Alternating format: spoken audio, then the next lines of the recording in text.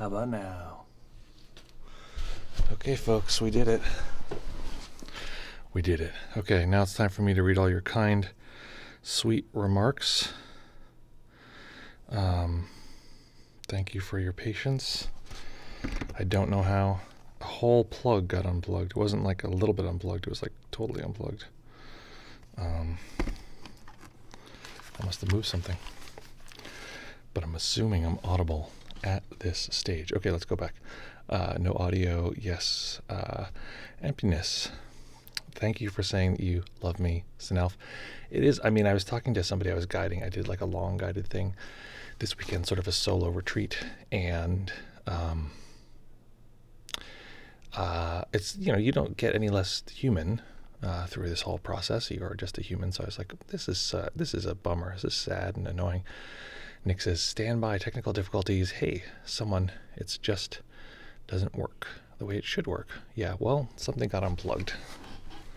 And that is, who should we blame for that today? I feel like we should blame someone, right? Isn't that how that works if something goes wrong? Isn't that funny? That if something goes wrong, the tendency is to pick a person. I guess in this case it was me, very clearly. But, aside from that.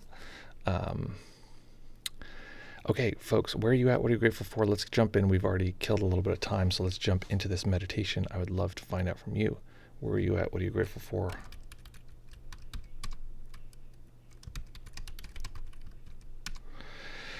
I am grateful that I am not currently under siege or not in a country under war.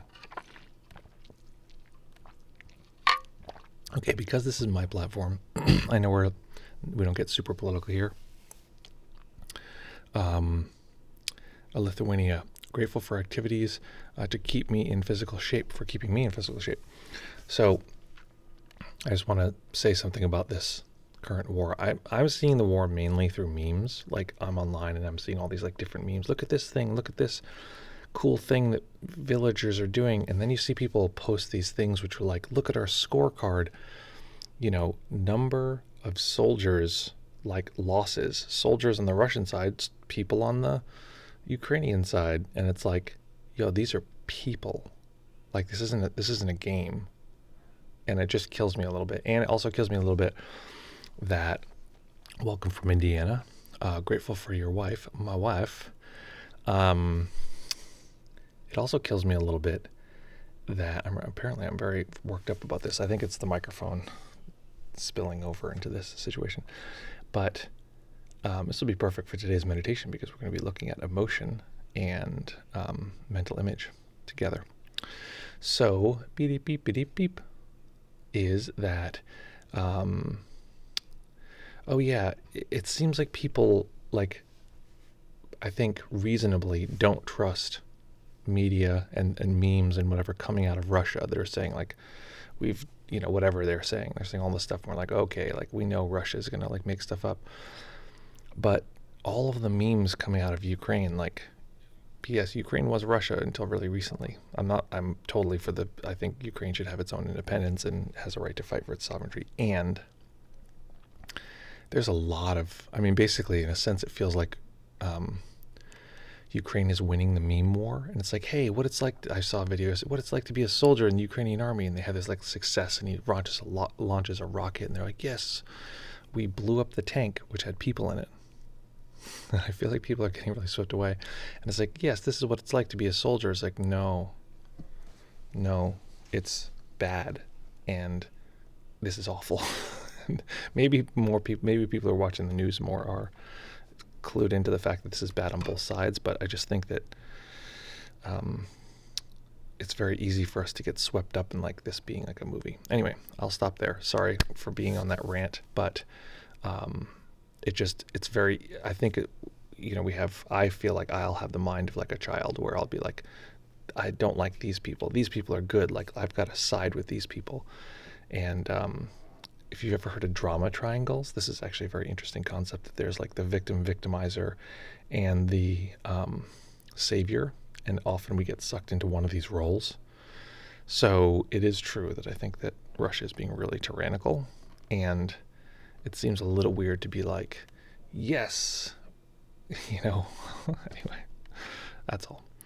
Um, so folks, let us meditate here. I'm glad I charged us up with a bunch of political stuff because we're gonna work through that I guess would be karma. Is that what people call it these days? Folks, find a nice comfortable position that you can maintain for the duration of the sit. We'll be practicing for 25 minutes. I'm going to encourage you to practice in stillness, or what I'm calling lately relative stillness. So stillness unless the need arises to move the body, to adjust, to listen to the body, but not to follow the impulse of the body. So we're going to ignore impulses and we're going to listen to what the body needs in that way. We're going to do a meditation which, in my opinion, it's like a sleeper meditation. In my opinion, these two skills are some of the biggest skills on the path of classical awakening, and they're two of the most overlooked skills. I feel lucky because as a teacher, you want to have something that's unique, and you want to have something that is like important and impactful. And I feel very stoked that I'm like, I don't see anyone else doing this. And I think this might be the most important thing that I've seen on the path as far as not just the experiences of awakening, because you can use any sensation to move down the path of classical awakening. Anything will work. The breath, sound, whatever, right? Anything will work. If you use certain things, you optimize not just the awakening experience, but your life after and through the process of awakening. So these, to me, are the most functional and powerful tools in that way, and often overlooked. So the two tools we're going to be looking at today are emotion and mental imagery, the way the mind makes imagery. And we're going to look at the relationship between these two and just sort of notice them at the same time, see if there's anything there worth observing. The other big tool that we're going to be observing here is awareness itself. So awareness is going to be central in the way that we relate to this material. Okay, folks, let's see what happens next. Beep, beep, beep, beep. What is happening next? We're going to meditate. So find that nice comfortable position that you can maintain for the duration of the sit. I'll encourage you to allow your knees to be lower than your hips. Balancing in a line from the point of your head, so you can actually find the crown of the head and then lift up from here. And if you stretch, let it stretch a little further than you would normally sit. Let your shoulders fall back. So usually here, let them fall back. Put your hands wherever they land. Relax the shoulders. And then in that stretched point from the crown of the head, right, you're going to find the tailbone. So it's now this line between the tailbone and the crown of the head. You want to relax around that so that that line is straight and stable.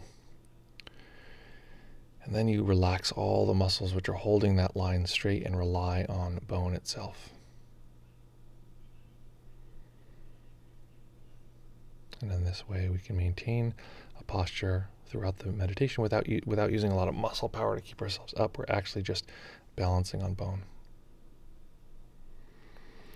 Okay, so folks, when you're ready, actually who was very kind?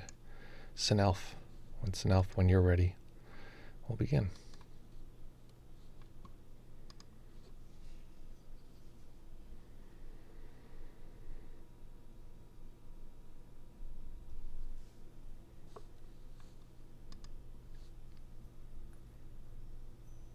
We're all waiting. Okay, if not Sinelf, then Dave. Dave, when you're ready, we'll begin. Maybe my audio stopped working again. Okay, here we go.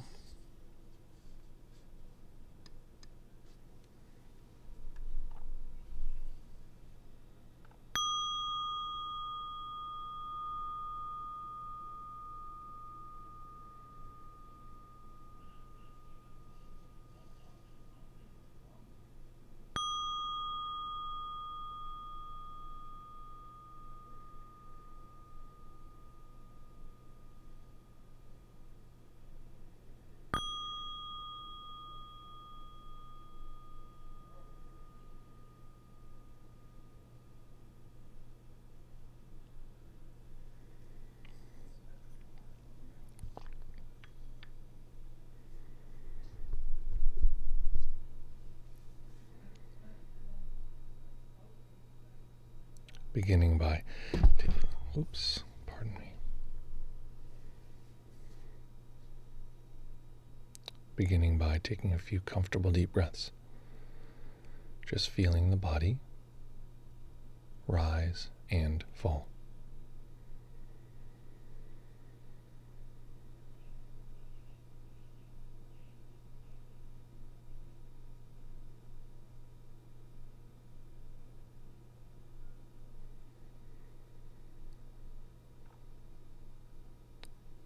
As we begin the meditation, simply assessing whether the mind is overly active at this moment,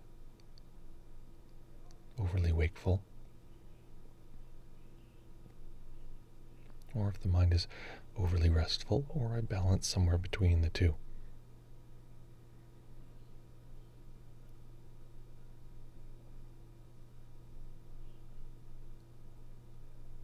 As we begin to sweep through the body to be sure we're not holding any undue tension,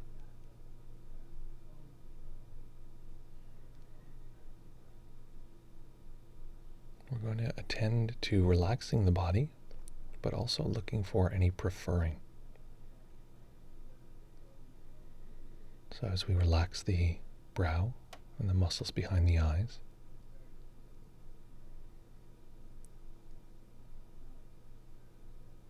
as we allow the face to go smooth,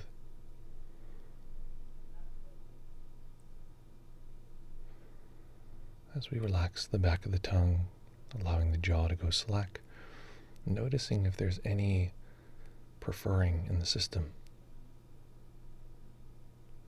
liking or disliking, wanting or not wanting, or is there perfect, unadulterated equanimity?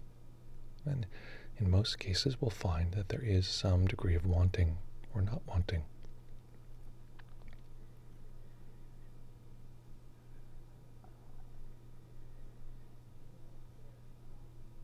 As you relax the shoulders and the arms, as you relax the hands,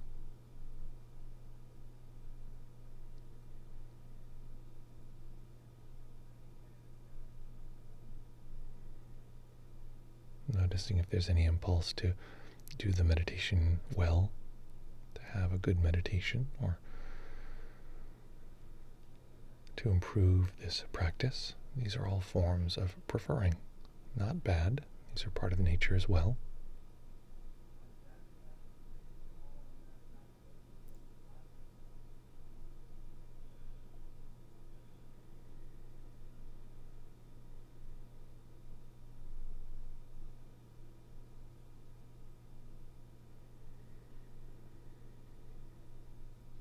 As you relax the chest, letting go of any attempt to control the breath, just letting the body breathe as it will.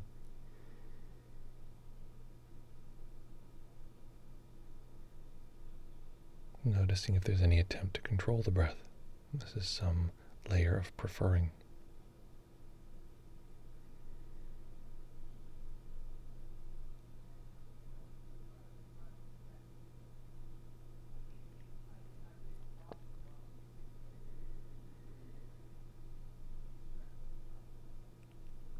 As you relax the belly and the lower back,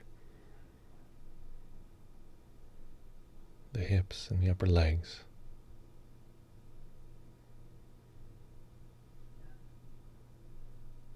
the knees and calves, and as you relax the feet,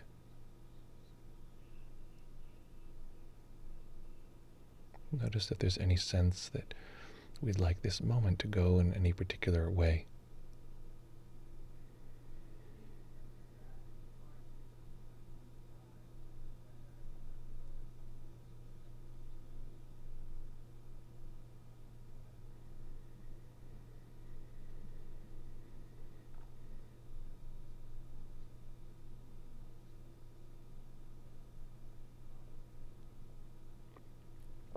And for a few moments, I'm going to let go of giving any instruction. And often without structure, our wanting and doing selves or parts come online.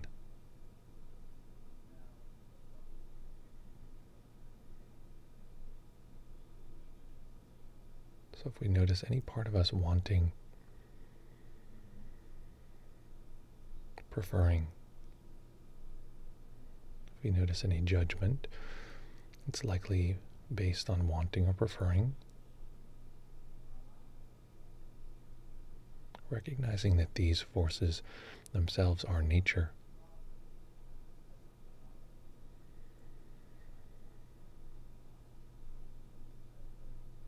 Not a problem. And these themselves are the roots of the expression of emotion. So noticing those as experiences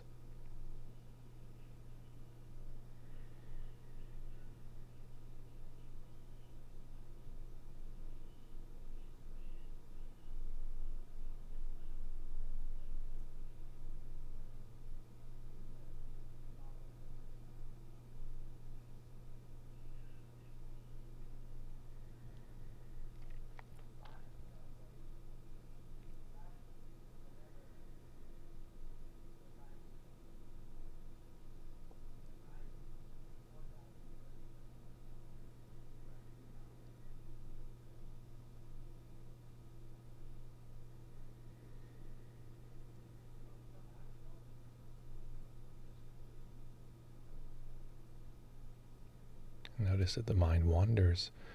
This is often a form of preferring. Wouldn't it be fun to explore this or that thought? So, attuning to these as emotional in nature, these various drives within us.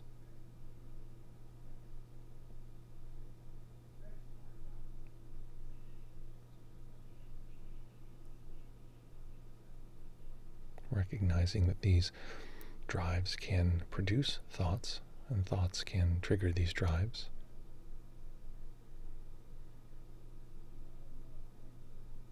But we're looking for the very nature of this raw pulling within us, pushing and pulling on our reality.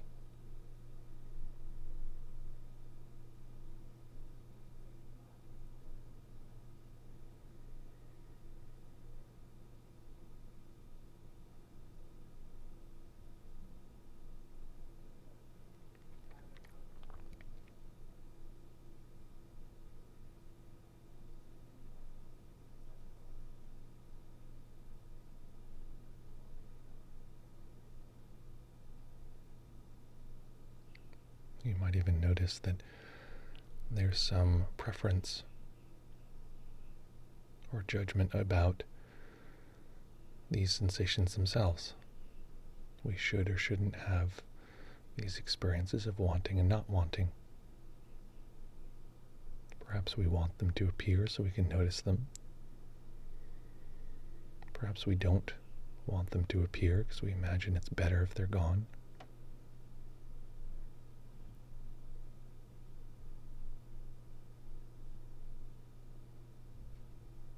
Perhaps we're delighted that they're not present at all.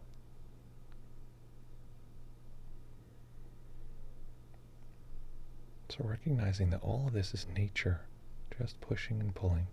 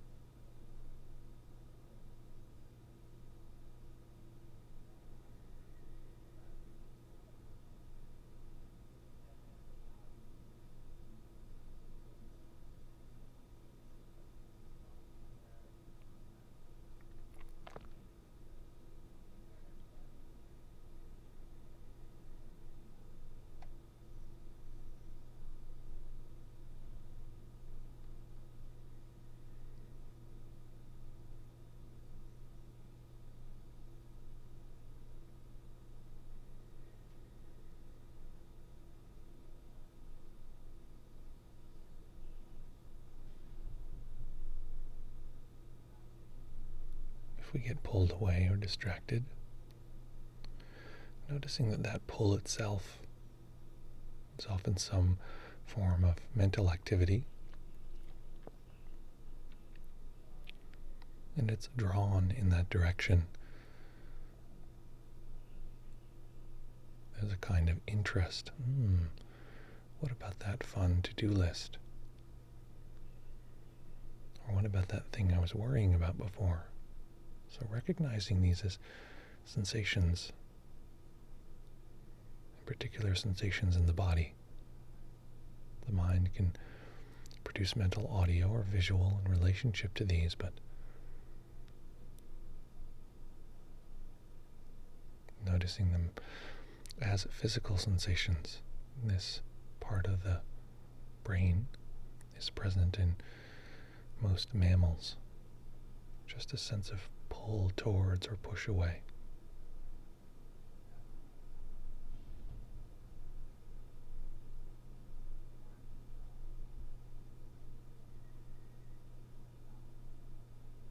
Each time we notice anything like this in the body, in the mind, you can label it feel, referring to emotion.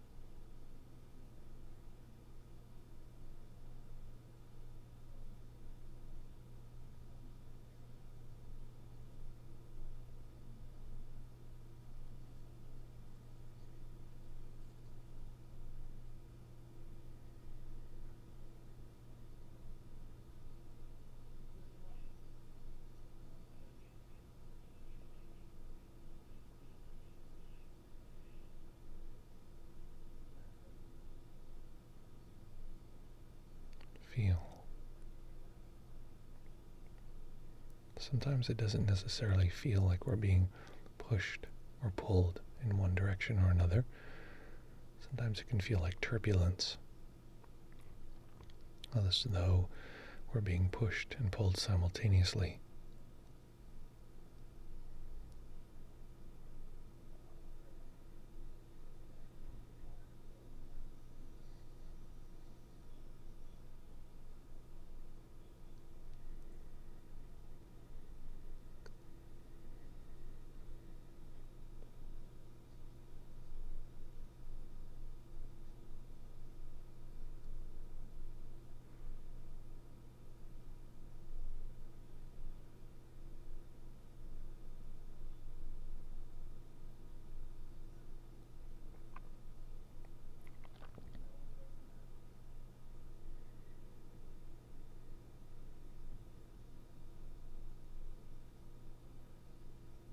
We may have a very clear sense of emotion around our present moment experiencing. Usually present moment emotion is felt on the surface of the body, light and effervescent, comes and goes.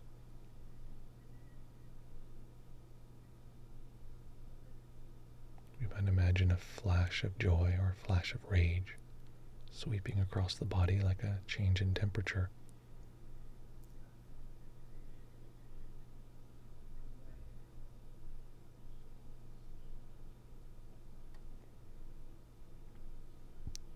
And then there's somatically held emotion, sometimes referred to as old emotion.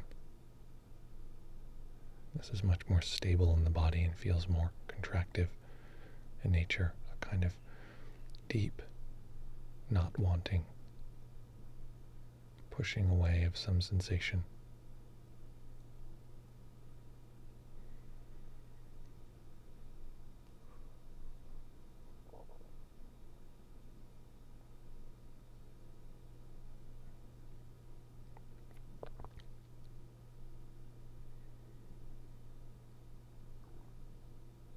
And if we're noticing this emotion, seeing what occurs if we allow in this open and potentially even kind awareness. How does it feel for this array of turbulence? What is it like?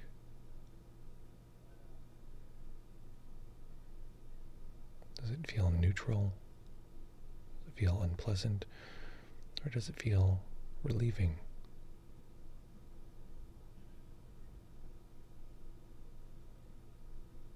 And our responses will vary. But seeing for yourself, as we allow this part of our experience to be held within the whole. How does that feel?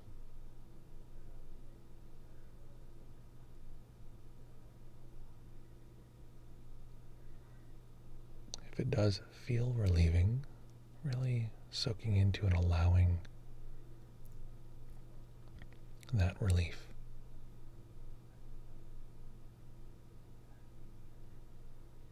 If it feels different than that, then that's fine too. Just recognizing our response. Seeing this too as nature.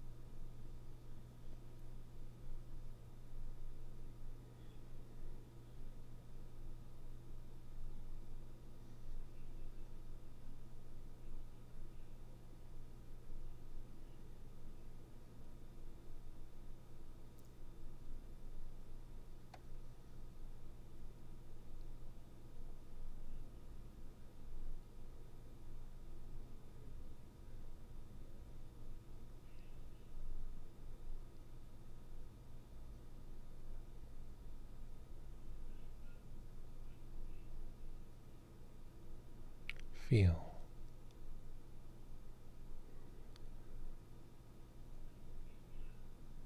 Feel.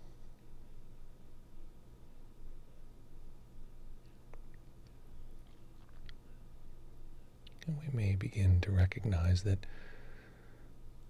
at some level, this feel experience is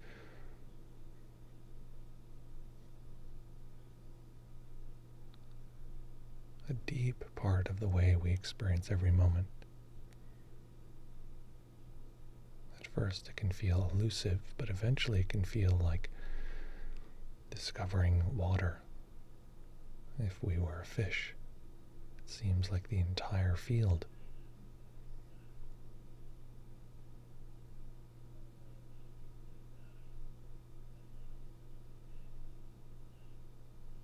Emotion, in effect, is our response.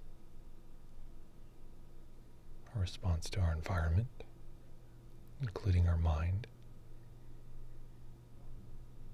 and our response to our responses.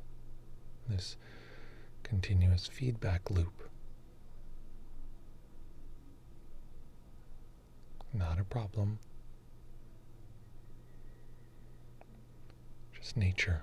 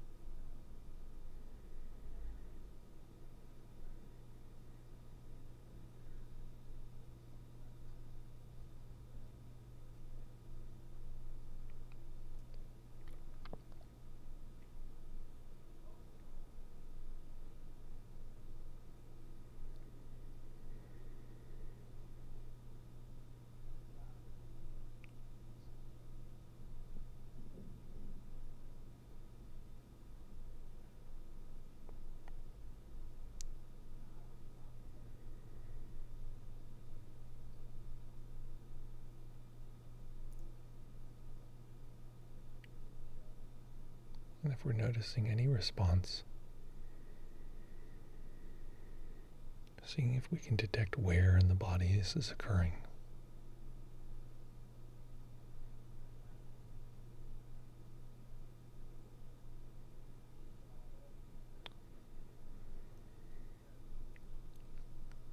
Perhaps we're struggling,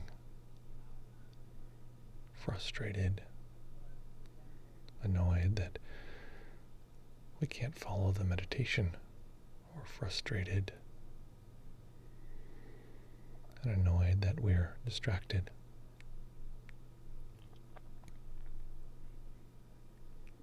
Or any number of other responses.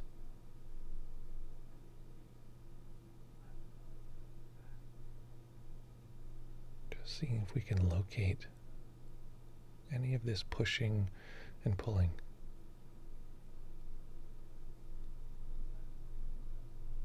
In the body.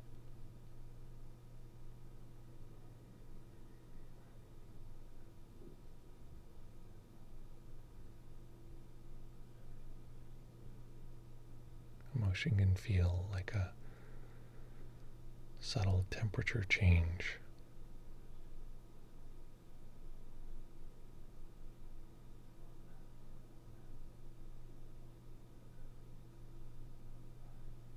But if any part of our experience would use the magic wand, so to speak, if it had a magic wand, would it change anything about this moment? If so, that's a level of preferring. Not a problem. Just feel.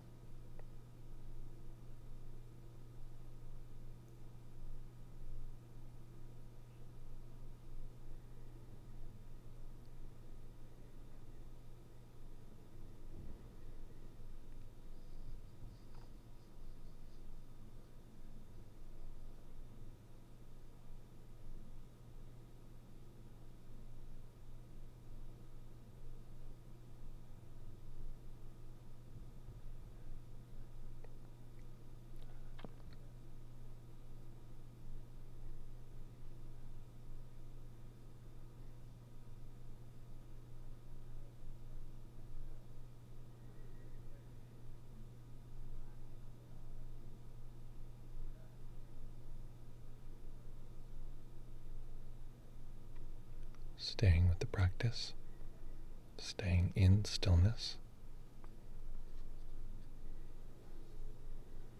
allowing a tiny bit of light to enter the eyes,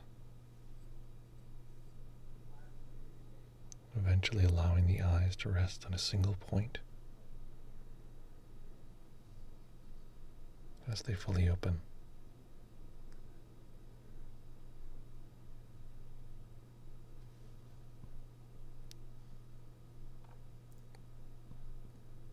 Letting the spaciousness of seeing expand the spaciousness of awareness.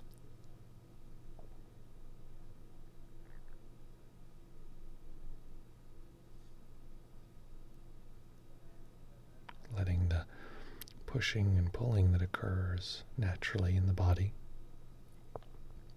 be met with the equanimity, the spaciousness of awareness.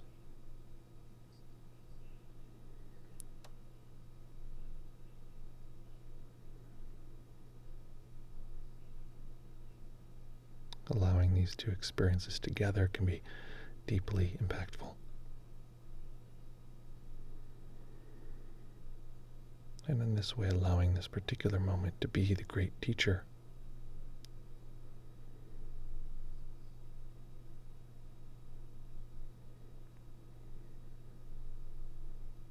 Showing us how to use this particular moment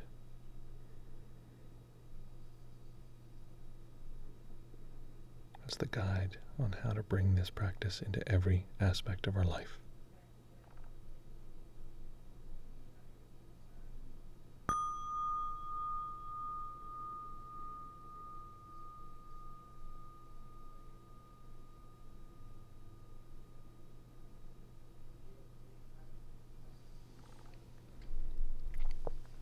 Okay.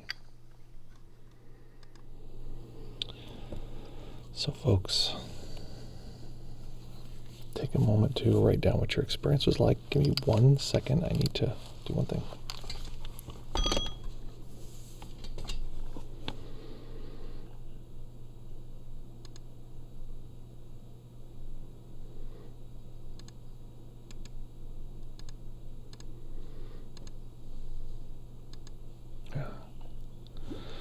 I realized there might have been an echo.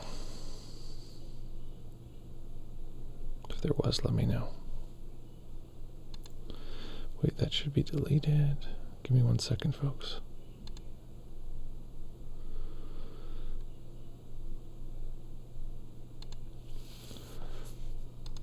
Check. This would be one microphone. Yeah, okay, I'll be 1 second.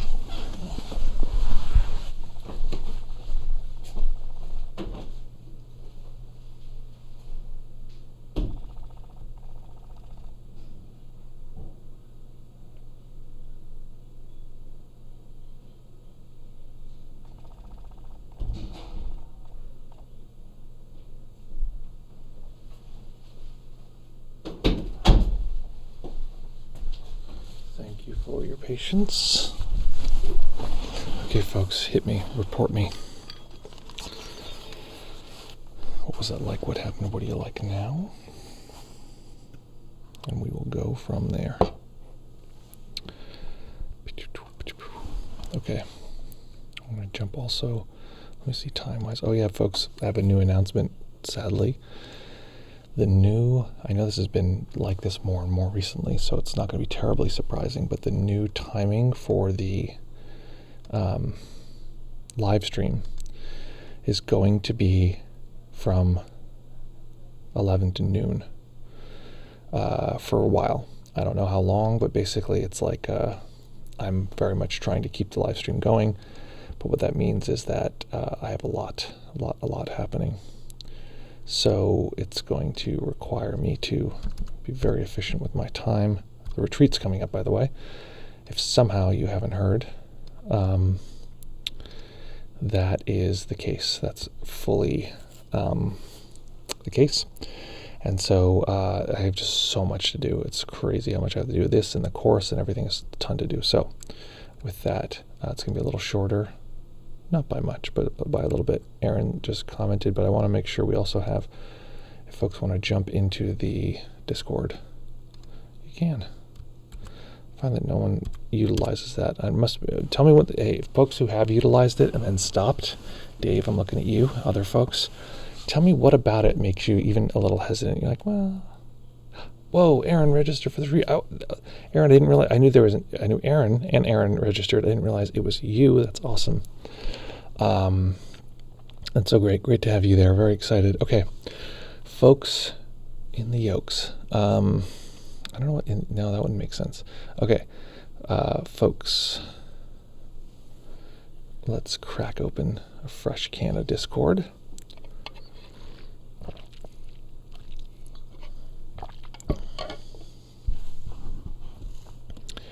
And let's see here. Here we go. And also, if you want to let me know why you are less likely to use the Discord,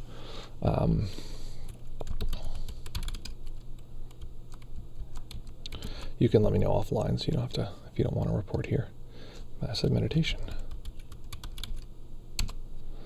Okay, here we are. We're in Discord. You don't know what to talk about. Okay. That makes sense. So typically, folks, we just want to talk about our sensory experience. What happened? I think the thing that's hard for people to understand is that they just had an experience. But I don't know that. For all I know, people were just playing video games or fell asleep or just turned the stream off and turned it back on. I literally do not know what occurred. Hearing you talk about what occurred, I can respond and say, okay, this is what I'm thinking. These are these things. But maybe that response, I don't know, feels awkward or weird or whatever, but that's really what it is. We're like, what actually occurred? It's funny for me because I'm describing what's occurring for me from my experience. In a sense, I'm watching phenomena rise and I'm saying, oh, this is how I would deal with that. This is how I would deal with that. And at the same time, keeping in mind like an arc of teaching material, like I want you to get from here to there. But I'm basically just describing my experience. So the guided meditation is not me being like, oh, I know all the answers and I'm just going to list them. And, people sometimes ask, like, do you get to meditate when you do a guided meditation? I'm like, of course. Like, that's what it is I'm meditating and I'm observing, okay, I'm doing this in this order. But I don't know what happened for you. That's what to talk about in any Discord situation. So that's what I'm generally going to say. Bermuda is here. Welcome, Bermuda.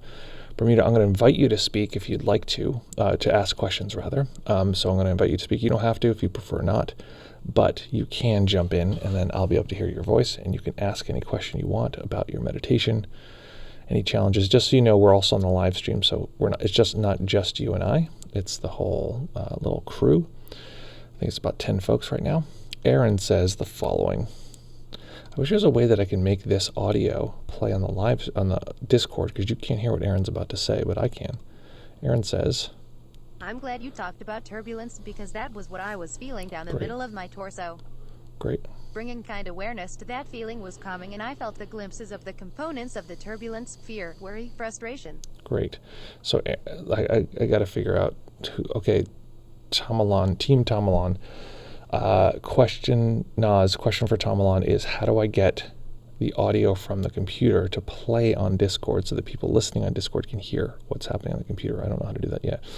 Aaron just reported feeling turbulence down the middle of the body. Often things deeper below the surface are often related to older somatically held emotion. Not always, but often.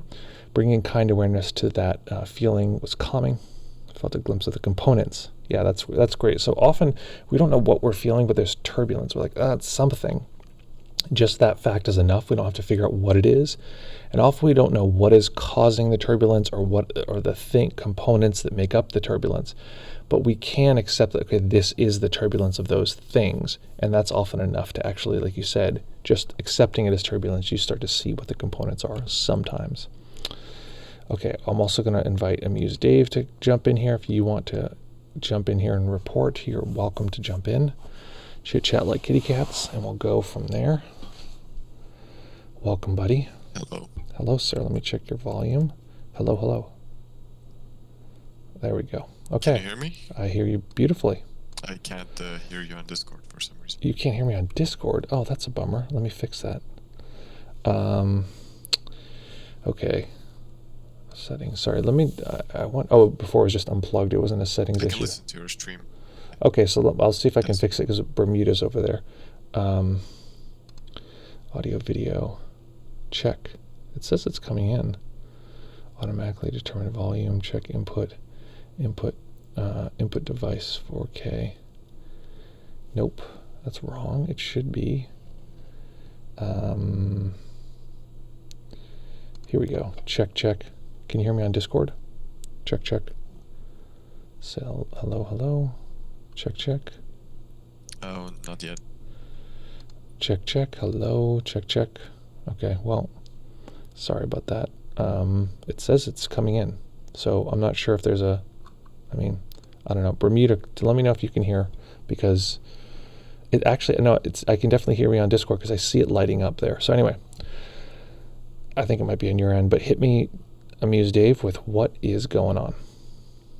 Oh, maybe it's my issue. Maybe it's your shoe? No, I'm just kidding. I know you said issue. I thought that was funny. Okay. Go ahead. It'd be funny if it was your shoe. It'd be funny. I think about that sometimes because we discover mine, we discover this thing is such a big part of my life, or some thing is affecting me. I didn't realize it before. I always think it would be funny if it was something really dumb like that. I didn't realize the whole time that the thing that will make me free is my shoe. Anyway, go ahead. Sorry. Yeah, so, as I always try to focus on sensation when I'm aware, for example, in this session was feeling sensation. I tend to kind of go into a very sleepy state, and I get a mental image of my imagination, and I tend to be aware of that. Okay, question for you. Are you getting enough sleep? Yeah, I think so. Okay. So it's possible, a few things. We'll call it dullness and sleepiness. So a couple things. One is to check in to see if you're over efforting. And at the beginning, we have to apply a lot of effort because we're like, I got to meditate. But we want to like cool that out and see if we can have that be as, little efforting as possible to stay with the object of meditation. If we're really trying to get the object of meditation, it's going to tire us out versus just, in a sense, letting it arise and just, observing in the right area. Look for added tension in the body and this kind of thing. Also, our thing on deconstructing sleepiness, I made a video on that, or I started to make a video on that, and the video is terrible. So I don't want to put that out because it's bad. I think I have to make a better video. But Shinzen's essay on deconstructing sleepiness is really good, and we can go from there. Because I think, I think that can be the case because I'm focusing too much on the sensation. Yeah, and I think that there's a sense that when we first start meditating, we have to really hold it together. We got to hold it there. But actually, as much as possible, we want to let go of that and have it sort of essentially just know the experience without necessarily needing to clamp down attention on it. In a sense, we're using more of awareness to hold it rather than attention, because attention is exhausting. So to allow it to just sort of be in awareness, it's, in a way, we lose a little bit of the detail, but that's not an issue as long as we can hold and stay with the experience. Would it be possible to, in the sleepiness state, to observe mental image? Like, if I focus too much, I can use it to my advantage to explore other things. Yeah, I mean, ultimately, yes, that's totally. And you just want to be careful about slipping into fogginess or the hypnagogic kind of place. But absolutely, sleepiness is a great place to observe all sorts of all the hypnagogic stuff. You just don't want to get pulled into it. Does that make sense? It has a certain gravitational force. You don't want to get sucked into that. Okay, thank you, man. Yeah. Okay, so any other reports, questions, comments, queries, challenges, or concerns? Oh, great. Bermuda is here with us. Welcome, Bermuda.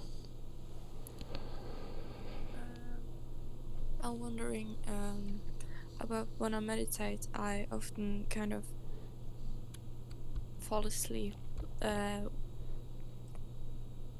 Is there any technique to be more awake and get more vivid pictures? Yeah. Yeah, okay, so a few things. One is, that's a really good question. So the first thing is some of the stuff I just said I'll repeat, but I'll make sure that it feels clear for you.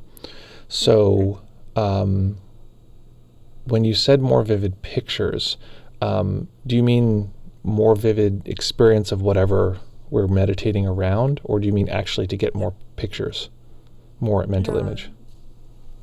Just what you said. Yeah, whatever we're meditating on. Okay, so whenever we're meditating, maybe now's the time to record this video on sleep stuff. Okay, so I'm gonna, let me see here, I'm gonna kill the, give me 1 second here. Where is there we go, chat. Kill that. My video editor is going to be happy if I have a blank slate. Okay. Whenever we're meditating, we're always trying to balance wakefulness and restfulness. At any given moment, we can assess how this is. This is why I begin every meditation by saying, we're beginning with the momentum of the previous moments. At this moment, you have a certain amount of momentum. We just meditated. You're talking, there's a certain amount of momentum coming into this moment, so you can see, am I wakeful? Can I tell what's happening? Is the moment bright and clear, or am I, overly restful, where I'm foggy and sleepy and kind of coming in and out, this kind of thing. And at any given moment, you're assessing these two ways of experiencing this particular moment. The good news is that the resolution to being overly wakeful or overly restful is the opposite one. We're trying to find an equilibrium between these two. So if we're overly wakeful, restfulness is going down. Overly wakeful looks like you drank too much caffeine and your mind is bouncing around. You can tell because your distractions are sharp and distinct. The mind bounces from this thing to that thing very quickly. A lot of agitation in the body. It's as though you literally had too much energy. So that's overly wakeful. The response to that is to add more restfulness. physically relaxing the body, letting go, allowing the mind to be like a heavy blanket over the whatever object of meditation you're experiencing, to calm the system down, slow the breathing down, this kind of thing. The opposite experience is that you're overly restful, right? There's too much sleepiness, fogginess in the system. So the good news is the opposite is a little bit more wakefulness. Overly restful distraction feels like fogginess. You're paying attention and everything is just soft and you're kind of drifting away, and the system's like, why don't you just lay down, get sleepy, this kind of thing. So the antidote to that is more wakefulness. So what could you do to add more wakefulness? Well, there's a whole spectrum of things that you can add. You want to add the right amount of wakefulness for what you're experiencing, because you could just flip the scales and be too wakeful. So the first thing that you can do, just a little thing, is just sit up a little bit straight, get the body settled, nice breath. And that's it. Maybe that's enough and that'll wake up the system. Maybe that's not enough. So then you maybe escalate it a little bit. Maybe you begin to practice with the eyes open, resting on a single point. It's a lot more activity, so maybe it'll wake you up. The next level might be that you try to do something with your breathing to wake yourself up. So to calm yourself down, you slow the breathing down. Long, slow, smooth breath, which is usually helpful if we have trauma or this kind of thing, just to slow the system down. To wake the system up using the breath, you could use short breaths, from the lower belly, using the diaphragm. Do a few of those and wake the system up. Another thing I've been liking recently is I'll just put my arms forward and grab my hands and pull in opposite directions. So I'm pulling outwards and using a lot of sort of strength to just activate this whole area right here. And then I stop and there's all this activity that's sort of there and present. So I'm adding a lot of energy. And then if you want, you could practice standing up. That's another way to add a little bit of energy if you're really sleepy. If you want, sometimes people will add a little bit of caffeine, but keep in mind, caffeine is an adrenaline pump. So you can add way too much and just overshoot the mark. So these are all ways to add a little bit more wakefulness. And then the other thing that you can do is realize that sleepiness itself can be deconstructed. Sleepiness itself is just made up of components. So there's one component of sleepiness, which is just the pleasant sensation that occurs. So invite that. It feels so nice to feel sleepy, the relaxation in the body. That's lovely. There's another sensation that occurs, which is deadening, or it's like dulling. Now this you want to get around.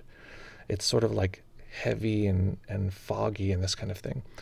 You want to find a way outside of that. So either adding energy is one way to do it. In a more sort of specialized way over time, you can start to allow awareness itself to pass right through that sleepiness. Because what's happening is there's like a vortex, a gravitational pull of sleepiness. And it's not that there's sleepiness everywhere. Usually sleepiness is just kind of around the eyes. But it's as though we get pulled into this gravitational force of sleepiness.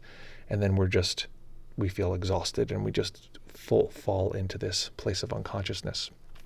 So we want to find a way to get outside of that. One thing is just to open up awareness and let that be part of our experience. Another is to allow awareness to pass through that experience.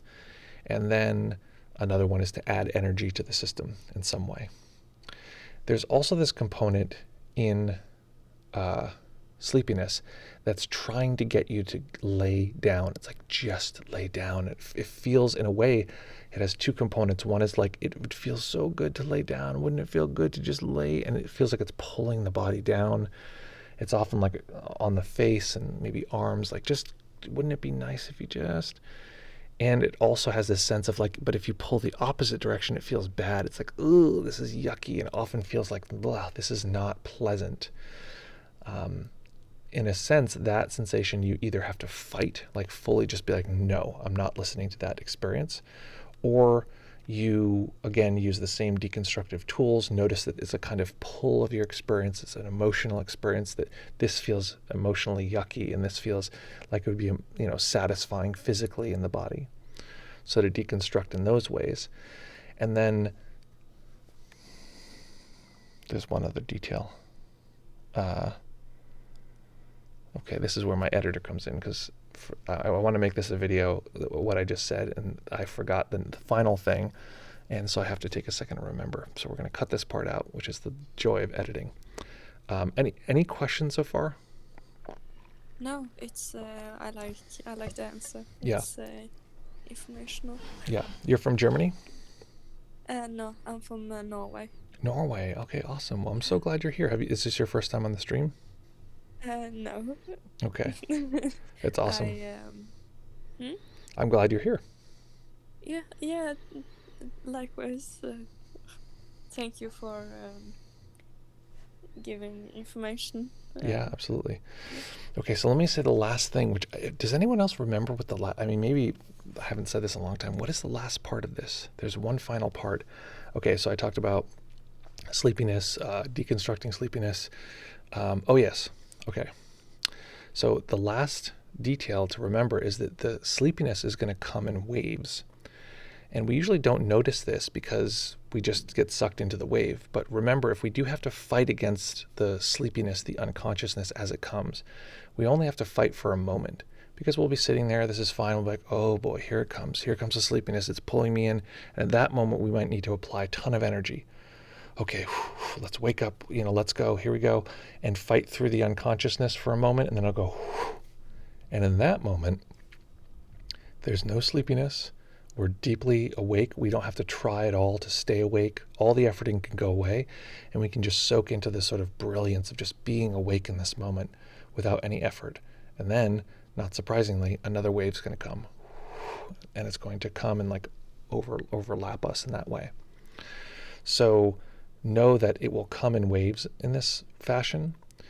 And what I found is that the deconstructive process is really helpful, and ultimately the thing that really breaks through fogginess, sleepiness, dullness, ultimately, is to experience that as another object, another thing, a section of our experience within the totality, and in a sense give it the space of awareness.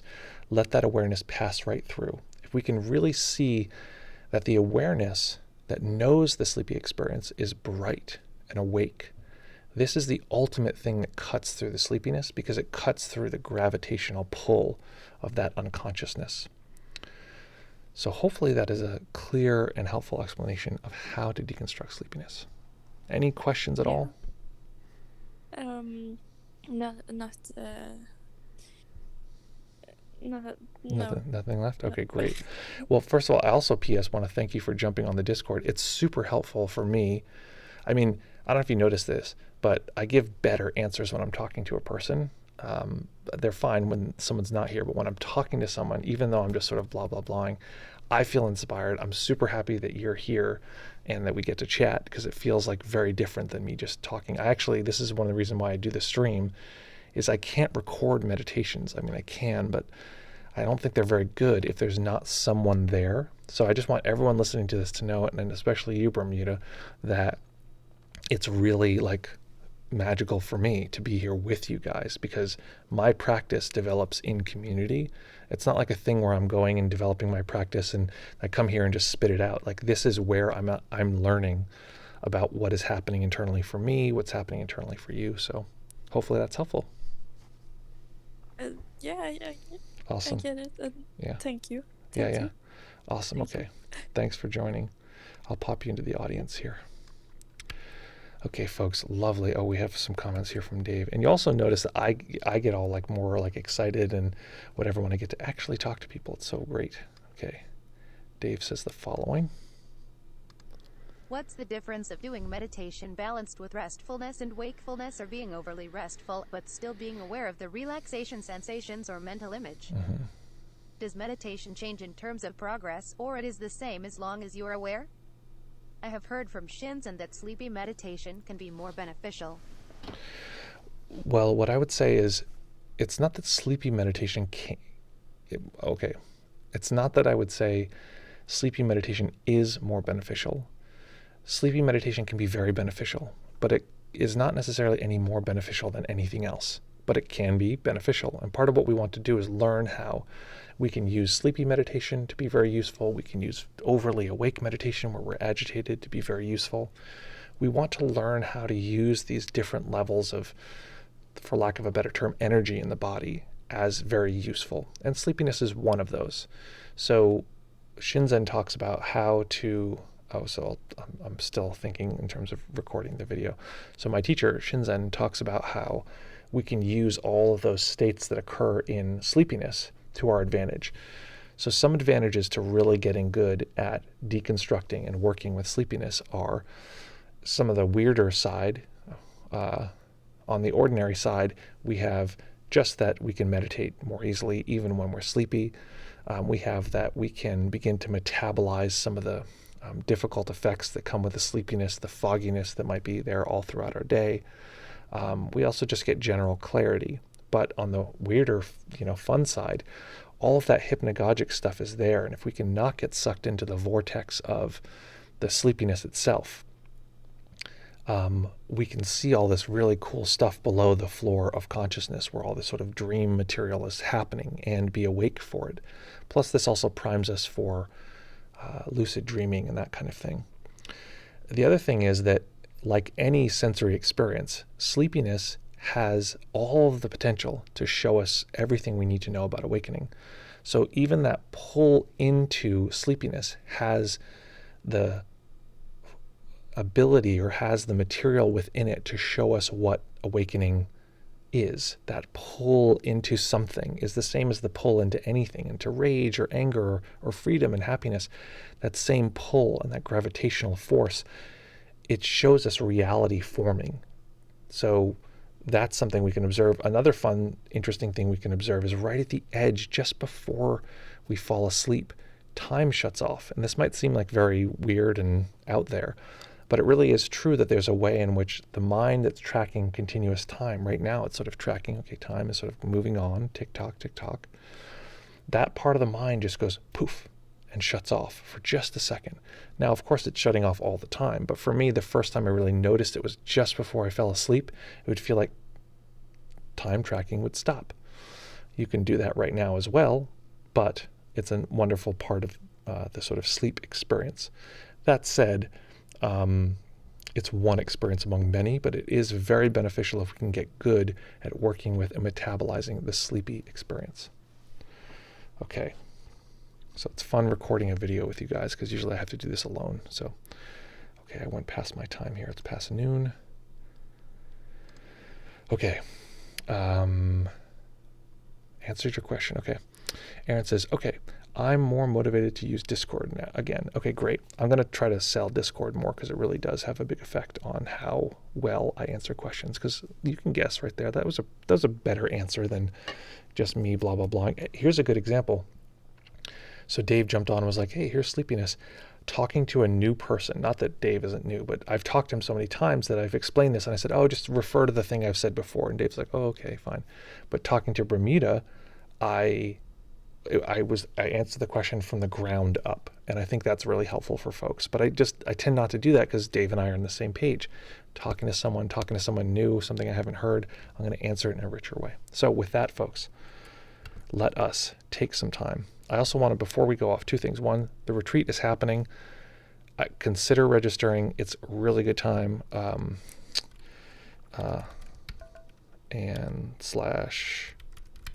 But that's not a web address yet. There we go. Right there is the address to the retreat. Read about it. Pass it along if you want. Hey, go crazy. It's going to be a lot of fun. And it's just a few people. And the practice we're doing today is part of what we're going to be doing on the retreat. And also, just so you know, if you're watching this on Twitch, you can always clip something. So there's a little icon at the bottom that is a little clip, a little film thing, and you can clip something. If I ever say something that's good, you can clip that moment and it'll go backwards and record that little section. I think you can edit it and stuff. And I think those clips, I can decide if they remain on the channel. So if it's something good you liked, listen, clip it. We might share it all over the world. So that's helpful for us too. Okay, folks, let's hit it with this outro music. Here we go. So folks, as we sit here having a great time, having fun together, what I'm going to recommend is in this particular moment, take a moment to soak in take a moment to go for it and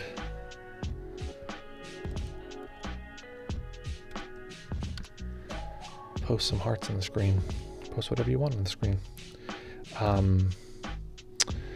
What was the meditation we did today?